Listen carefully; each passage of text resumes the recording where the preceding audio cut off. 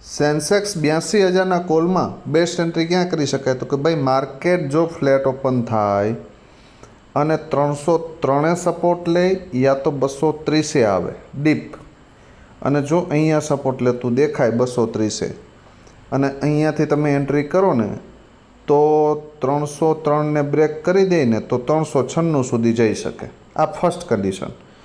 ધારી લ્યો કે market gap up open થાય અને આ પ્રીમિયમ થોડું ઉપર ઓપન થાય, બરાબર, 480 490 ક્યાંય પણ એમ, અને ત્યાંથી જો ડીપ આવે 396 આવીને સપોર્ટ લે અથવા તો 353 જે આ ક્લોઝિંગ છે ને એ એરિયામાં સપોર્ટ લે અને અહીંયાથી એન્ટ્રી બને તો 509 અને 690 સુધી જઈ શકે. થર્ડ કન્ડિશન કે 230થી નીચે આવશે તો 101 સુધી આવી શકે ને અહીંયાથી એન્ટ્રી થાય તો 162 અને 230 અને લાસ્ટમાં લાસ્ટ 303 સુધી જઈ શકે.